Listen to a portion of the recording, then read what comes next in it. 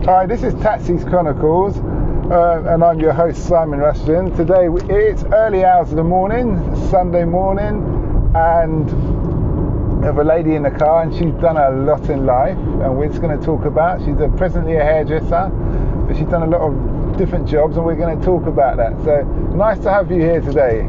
Thank you. Okay, so tell us, what's your story? How did you get into hairdressing? What other jobs have you done?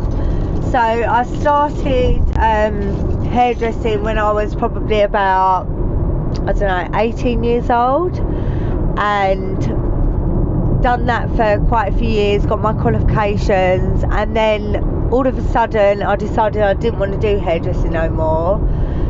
So, and somebody introduced me to pole dancing, and I went and worked for Stringfellows at the West End. What was that like? Do you know what? I got the sack after about 2 days because no, I did. What happened? Do you know what happened? The owner or the manager tried it on with me, and because I wasn't up for it, like, he sacked me and said, is that Peter Stringfellow himself? No, it wasn't Peter Stringfellow, it was his manager. And then I went and worked for another club. So didn't you do anything about it? Did you say anything to Peter? No, I walked away gracefully. Oh. I was young, naive. Alright. Walked away gracefully. Did you think that may have been an initiation? That everybody had to do something with the manager? I think so, yeah. And do you know what happened? Because he gave me a lift home, and he put his hand on my leg, and because I wasn't playing ball, he was like, no, I'm gonna say it. And he basically said that I was dealing drugs in his club, which I wasn't. Okay. Yeah, you might not want to hear that on your radio station. No, I don't mind. Doesn't mind. Okay. No, yeah. So that's what happened, and so I ended up leaving there. You were 18 then? 18 years old, yeah. So was it only 2 days of? It's 2 days of work. Yeah. And was it good money though? Really, and then I went on to work for another club in Farringdon, and I was there for like a year, and I made every single night. I used to make like £500 to £1,000. Okay, that's good. So yeah. Alright. So it's all cash in hand work. Yeah, all cash in hand. What's it like there? What's the environment like? The people and everything. What, in a strip club? Yeah. Do you know what? The girls was really, really nice. Customers was a little bit sleazy. The managers was lovely. Everyone had your back. So it was quite a nice environment to work. Okay. And you work? Is it like a 9 to 5 when you do 5 days a week?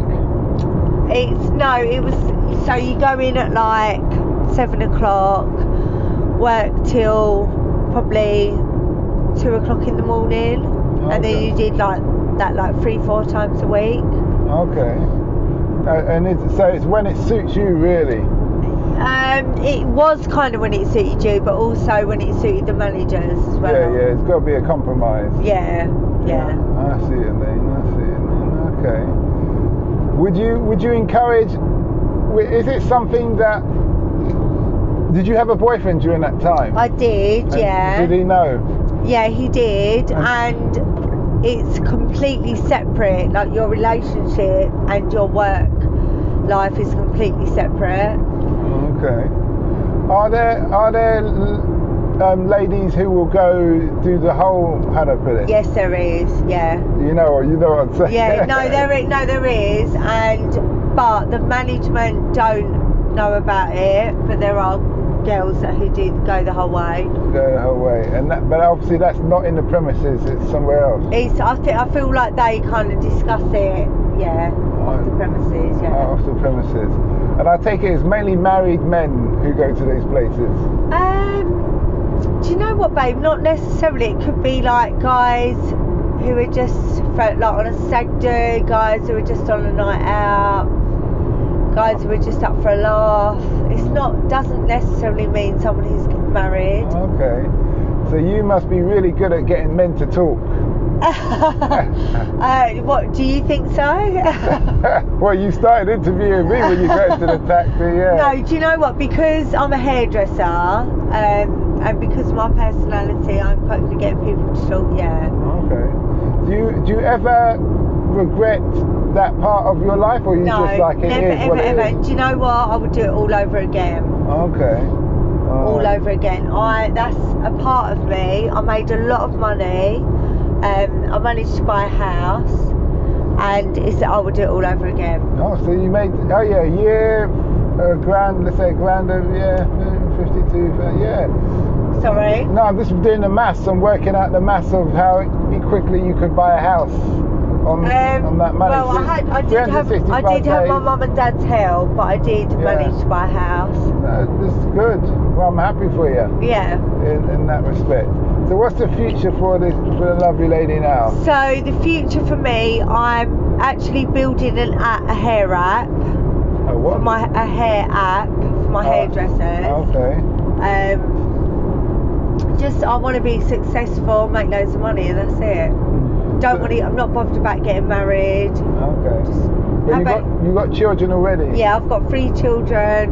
Okay. I just want to be happy, healthy, and successful, and that's it. Have you thought about? You're talking about an app, like a YouTube channel or something like that, where you kind of do your hair and let people see you doing hair? I haven't thought about that, but that's a good idea. Yeah, because if you know that if you've been in that business since you're 18, then you're going to know all the tricks of the trade, and you can be explaining to other people will follow you. Especially, there's always a niche. There's 7.5 billion people in the world, so there's always going to be somebody who's interested in what you're doing. And when you look at that, and it doesn't have to be somebody in England, it could be somewhere, anywhere. And people who are having problems, and they'll probably email you and say, how do you overcome this? Can you do a video on that? Yeah. Blah, blah, blah. And then you could work, when you're doing your clients, maybe set up a little film video. If the client gives you permission, you can always hide your client's face. You can do that blurry section for their face so that everybody's focusing on their hair. And away you go. Good idea. Yeah, you'll be making, because apps, someone told me it's 100,000 to set up an app. I don't know if that's the case. So my app's costing me £6,000 to build. Yeah, I would, because if you do an app is huge. Social media advertises itself. Yeah. But an app, you have to kind of push it for people to know about. So you're probably better off starting with social media first, which is free. Yeah, true. And you can monetize. You can use Patreon to monetize, and all these other things that will help you along the way. And then you could decide: is it really worth me spending $6,000 on an app? Yeah. Because $6,000, it's a lot of money. Yeah, $6,000. Do you want to put that up? You don't want to be spending that thing. Mm-hmm. True. And stuff. Well, that was an interesting interview there. It was. One last question. Would you be bothered if any of your children, or let's say the girls, went into the industry? Do you know what? Yes, I would. I would not want my daughter to do it. Not because of the money side or anything like that, but I would not want her to be manipulated by men. Okay. But would you say men are manipulating the women, because the women are the women know exactly what they're doing, and they're very, very clued up, but you have to have really thick skin to do the job, and if you're not strong enough, you can easily be manipulated. So would I want my daughter to do it? No way. Okay. Because it does fuck your head up a little bit. Yeah, I can imagine it would. Yeah, I can imagine it does. So let's say you had a son, if your son told you he's going to be a manager of a place like that, what would you say to him? I don't know. Would you shun? It's different. No, I wouldn't, and I wouldn't shun it. And if my daughter said she's going to go and work, I would be like, look, you've got to do what you've got to do. I don't want you to do it, but you've got to do what you've got to do. Would I want my son to work as a manager? No, probably not. It's a bad industry. Like, you drink, drugs, late nights. It's a different world. Yeah, your body gets worn down. Yeah. Yeah, it's because you're constantly awake at night when your body should be repairing. Yeah, and you're in like a little fairy tale world. Have you ever been to a club? Yeah, I have. Yeah. I used to work on the ship. think? I used to work on the ships. Clubs are different in different places and different Where in the did you world. work? Well, I used to be on the ships in the Indian Ocean. Okay. So we'd be bouncing around. So let's say we go East Africa, or I've been in Miami in those clubs there, and some are really bad. What, strip clubs? Yeah, because I say some are really because the girls. Like, I went to one. The girls' ages were like, let's say mid-20s, and then I came back 10 years later, and these girls were really young. Yeah. I mean, it was like, whoa.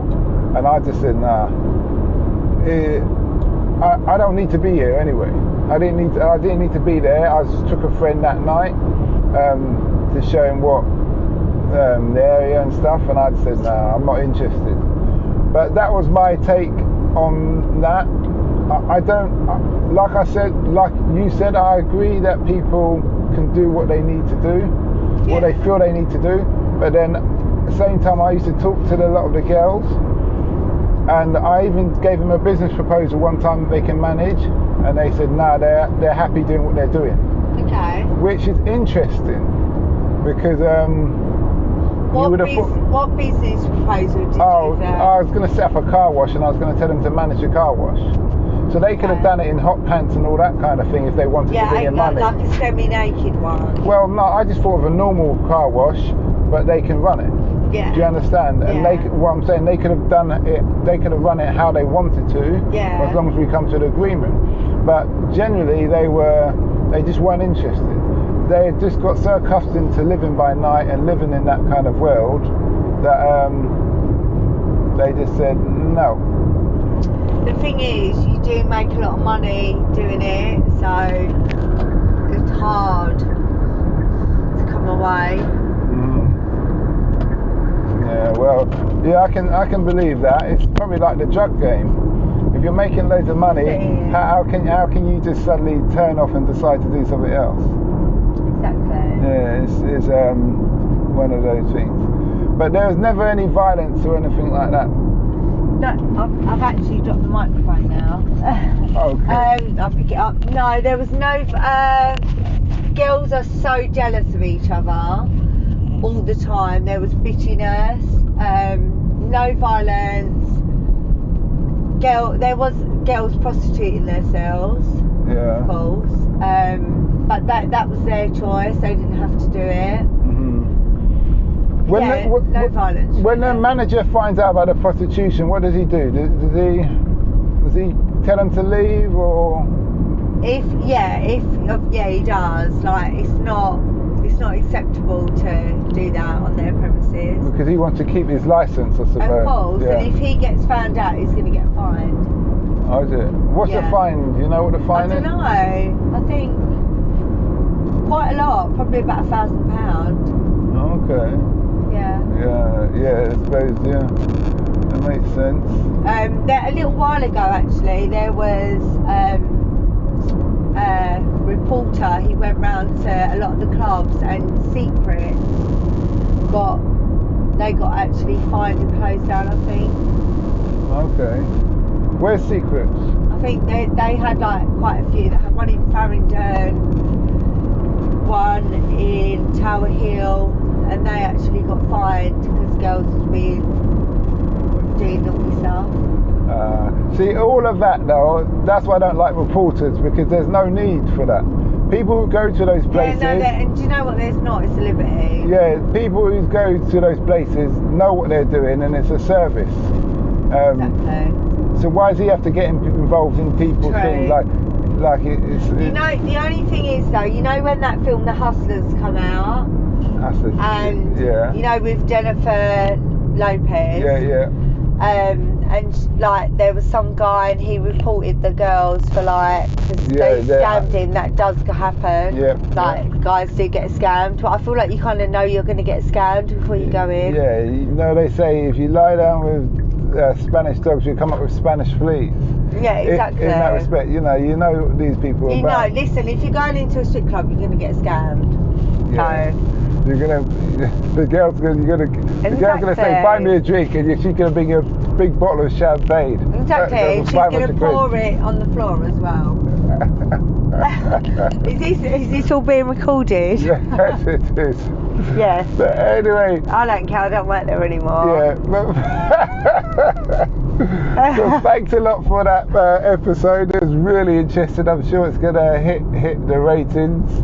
Do you know what? You'll have to show me what your web chat is, and I'll add. I'll listen to it. Yeah, I'll sort all of that out. To the listeners out there, I hope you like this episode. It's a unique episode. I did get to interview internet model one time, but I forgot to press record, which I'm very embarrassed about. But it's in the early days. Now I suppose I've redeemed myself with this topic. Apart from that, do not forget to listen to our sister podcast, Africa Investing Stories, all about the reason why people invest in Africa and their experiences and how the economy is the fastest growing economy on the planet. And apart from that, have a nice day.